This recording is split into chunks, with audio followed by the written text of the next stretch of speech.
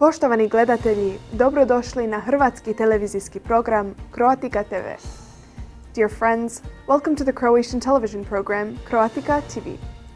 U današnjoj emisiji donosimo vam The Truth of the Renowned Croatian Cardinal Stepinac and the Republic of Croatia and the Proud Croatian People.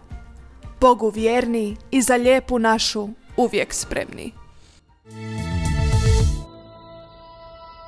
It wasn't until recently, more precisely, at the time of the changes brought about by the fall of the Berlin Wall, that the international community began to hear about Croatia.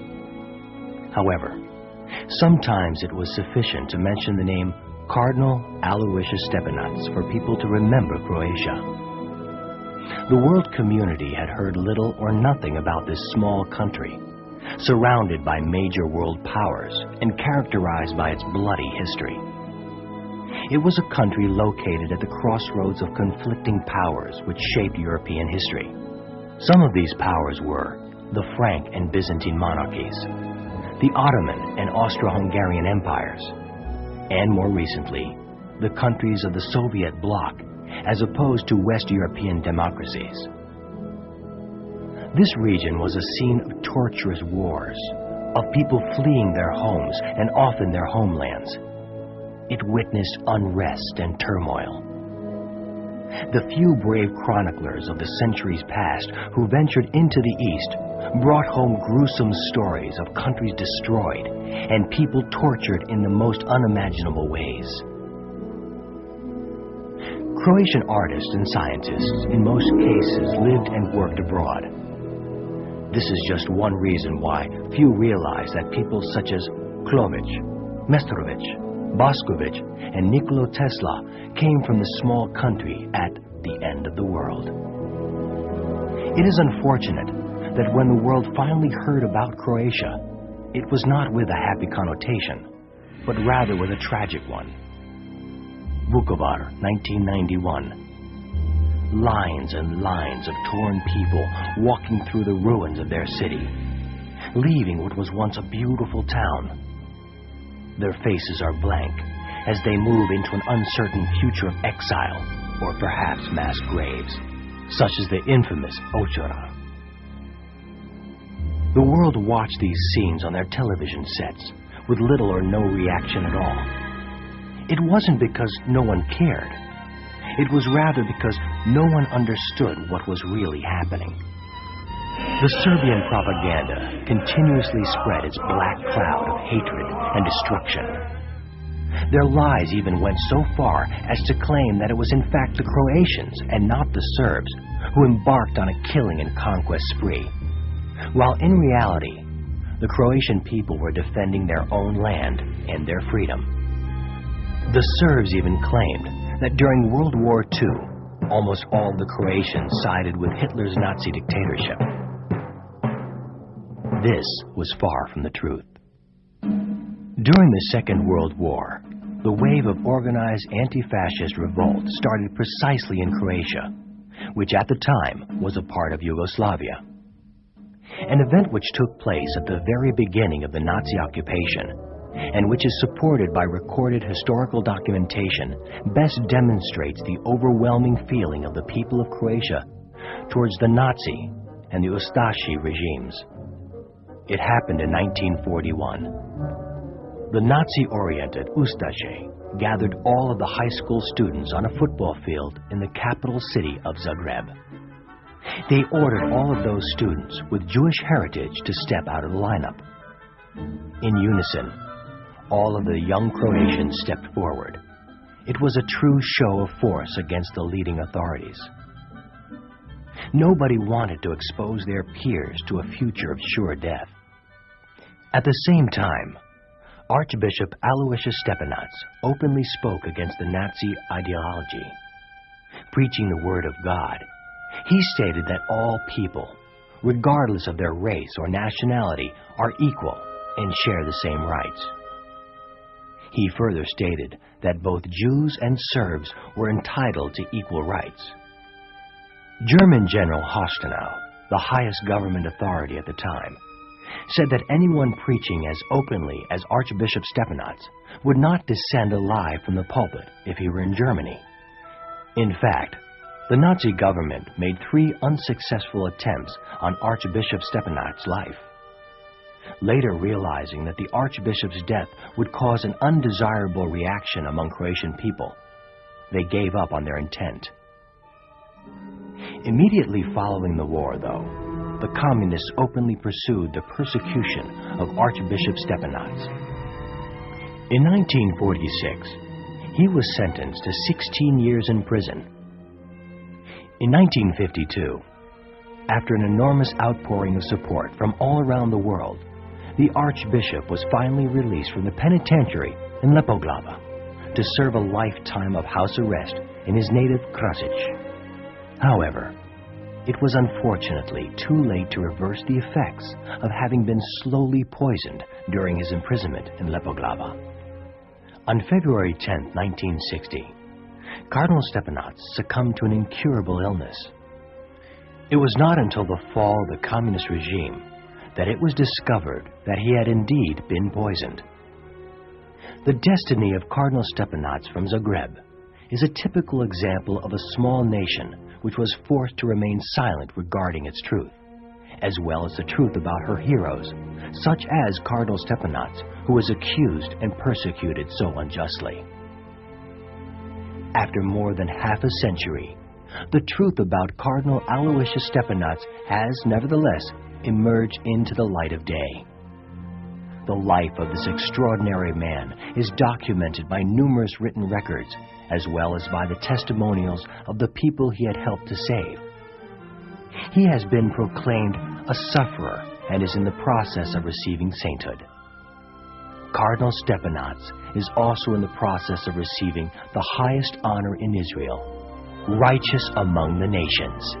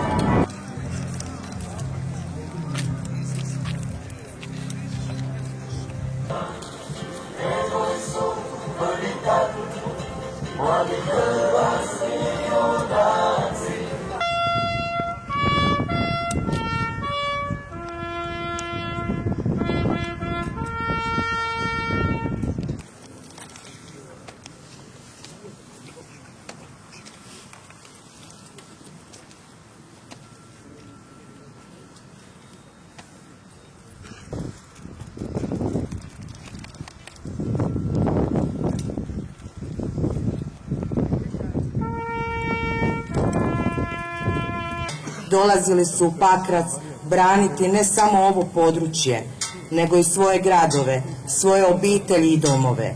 Ovdje se branila Republika Hrvatska.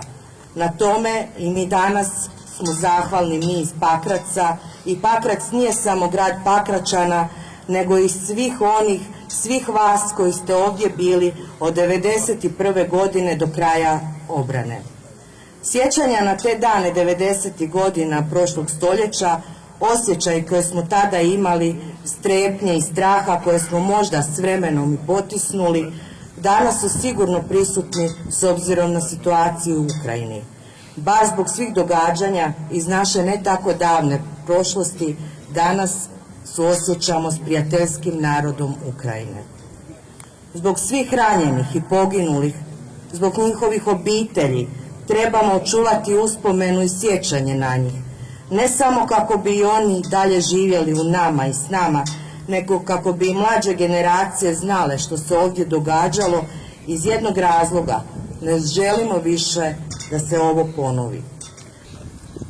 Prije 31 godine Pakrac je branilo malo pravih ljudi. Često ponavljam tih nekoliko riječi. U mnogim ratovima, a naročito u našem ratu, Domovinskom ratu, sve je ovisilo i sve je visilo na malo dobrih, malo pravih, malo odvažnih ljudi koji su u kritičnom trenutku bili spremni poginuti. To zvuči ovako jednostavno, gledano iz današnje perspektive, Međutim, taj mali broj ljudi, a govorimo o tisućama u cijeloj Hrvatskoj 1991. godine, možda o stotinjak ili nekoliko stotina ovdje u Pakracu, spriječili su da cijela Hrvatska padne. Danas je o tome puno lakše govoriti, međutim taj strah koji se tada uvlačio u svakoga u Hrvatskoj je strah od smrti, strah od gubitka. To je strah koji je samo mali broj ljudi među nama uspio suspregnuti, potisnuti, ići naprijed ili barem stajati tamo gdje je prijetila opasnost da ga pregaze. U Bučju, nedaleko odavde, o tome je govorio i gospodin državni tajnik, bio logor u kojem je bilo skoro 300 naših ljudi. I oni su prolazili kroz užase, kakve običnom čovjeku navikom na komfor velikog grada i toplog stana ili tople kuće naprosto nije prispodobivo. Nije lako shvatiti o čemu se tu radi. Hrvatska je oslobođena i pripada zapadnoj zajednici naroda. Uvijek smo tu pripadali uz poštovanje, razumijevanje i prepoznavanje onih koji su drukčiji. Ne lošiji, niti bolji, drukčiji. Danas se u Ukrajini ne bije borba između dva naroda ili dvije rase. To je sličan narod. Bije se borba, ljuti boj, za evropske vrijednosti, za nekakve principe koji u svakoj državi možda nisu isti, ali na pravo naroda da sam uz vlastitu odgovornost i posljedice za to bira svoj put na način da drugome ne radi štetu. Imaju našu podršku, imaju stisnute palčeve i tamo se za Ukrajinu bori malo dobrih ljudi i nadam se da nije premalo.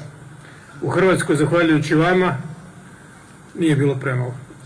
Hrvatska je danas stabilna, sigurna, mirna zemlja, zemlja ljudskih prava, zemlja manjinskih prava, zemlja u kojoj se nikoga ne gleda ne preko nišana, nego ni ispod oka, ni ispod obrova. Zemlja koja pokušava i ovaj Pakrac, stari hrvatski grad u kojem je prije rata živjelo 16.000 ljudi, danas živi 7.000 ljudi u gradu Pakracu. U gradu Pakracu u kojem ima više od 5.000 stambenih jedinica, mislim da nije potrebno dalje govoriti koliko je grad prepatio i koliko se suzio i koliko se napatio samo po toj osnovi. Pakrac je nakon Vukovara najuništeniji hrvatski grad. O tome se i zna i ne zna. I to nije nikakva borba za prioritet, za prvenstvo u tome tko je više nastradao. Vukovar je više nastradao, ali Pakrac se ipak uspio obraniti ono što Vukovar nije mogao i za što realno nije imao ni šanse, ali opet su ti malobrojni hrabri ljudi ostali tamo, spremni poginuti i izgubiti sve. I na kraju završiti u logorima. Dragi prijatelji, dame i gospodo, očevi i majke, članovi obitelji, još jednom vas pozdravljam. Čast mi je da sam danas ovdje, ovo nije proslava, ovo je obilježavanje teških, mučnih, krvavih događaja o kojima tada 1991. godine nitko nije ni sanjao, ni u noćnoj mori, zato što je tadašnja Hrvatska stremila prema zapadu i vjerovala i radila na tome da postane članica Europske unije prije ostalih. Nažalost, čekali smo do 2013. godine. Da ne bi čekali toliko naši susjedi, Bosna i Hercegovina, prije svega hrvatski narod u Bosni i Hercegovini, ali i druge zemlje iz regije, treba biti pametan i mudriji nego što se nekada bilo i pomoći im da to bude što prije. Uz sve njihove nedostatke koje smo imali i mi, nedostatke koji će se usput i u našu pomoć popraviti. Ostavimo li ih sa strane da se koprcaju u vlastitoj nemuštosti i problemima koji su nasljeđivani, neće biti dobro niti za nas. Naša sigurnost se rješava u Hrvatskoj, ali i izvan Hrvatske. Uz dužno poštovanje prema svima i prema svačijem integritetu i neovisnosti. Dragi prijatelji, želim vam još zaželjeti puno zdravlja. Da nas nakon ove krize sa koronom ne uhvati neka nova kriza i da se vidimo ponovno za godinu, za 2 dana u istom ovakvom dobrom, civiliziranom, mirnom susjedskom raspoloženju prema onima koji su ovdje, prema onima koji su prije 31 godine bili s druge strane, koji su dobili drugu šansu da živimo u mirnoj, civiliziranoj i uređenoj zemlji.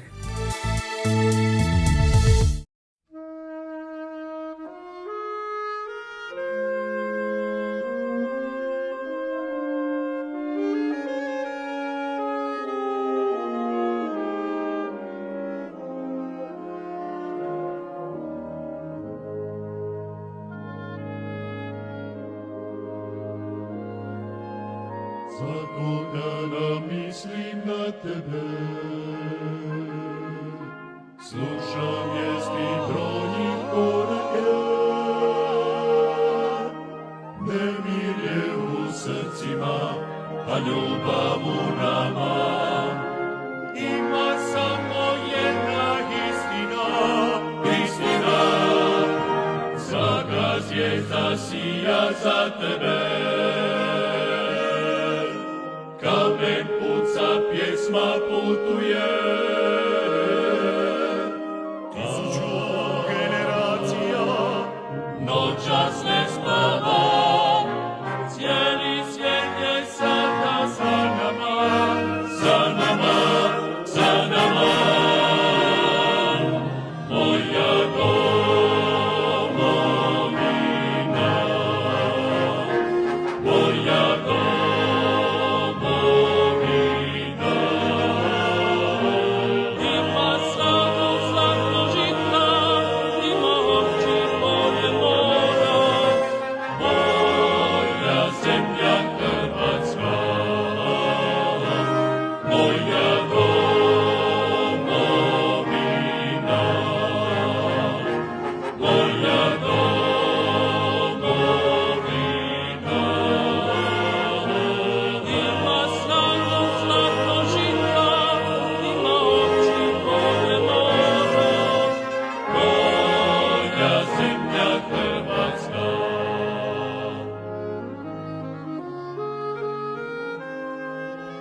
Vratit ću se, moram doći, tu je moj dom, moje sunce, moje nebo. Novi dan se budi kao sreća osvaja, ti si tu sa nama. Moja domovina, moja domovina.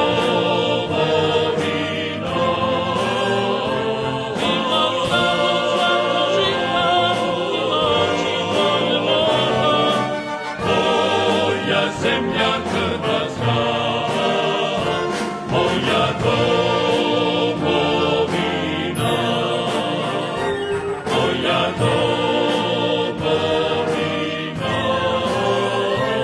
Ima snadu zlatno žita, ima oči polne mora, moja zemlja Hrvatska.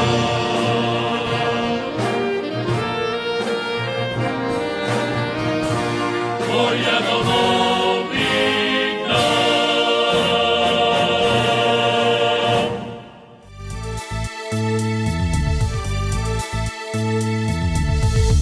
Cromark Media Inc. Production donosi vam na Omni 1 kanalu hrvatski televizijski program Croatica TV, koji sada možete gledati 3 puta tjedno. Subotom u 12:30 poslijepodne, nedjeljom u 7:30 navečer i u srijedu u 9:30 navečer. Širite naš hrvatski program među svojim prijateljima. Slušajte radio program Hrvatsko srce. Subotom od 9 do 10 ujutro na 530 AM. Voditelj programa Vlado Miljan. E-mail radiohrvatskosrce@gmail.com. Telefon 416 580 8050.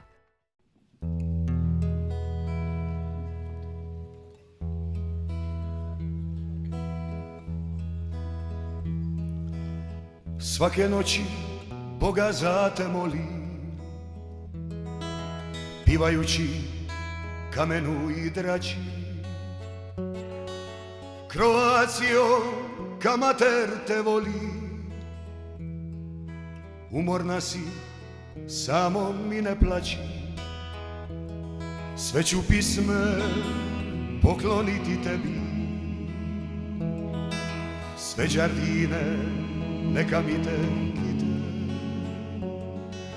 Croacio, iz duše te ljubim, ja te volim ka imati dite.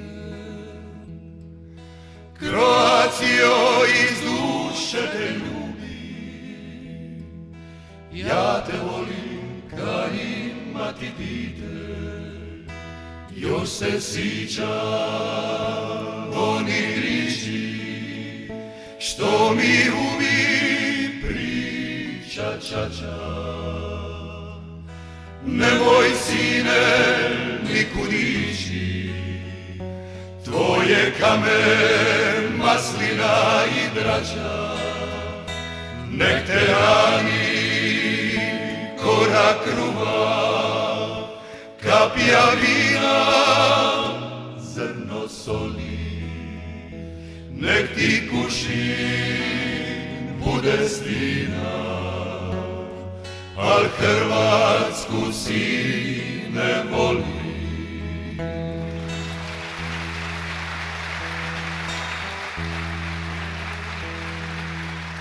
Pisme će ti pivati slavuji, klapa entrade.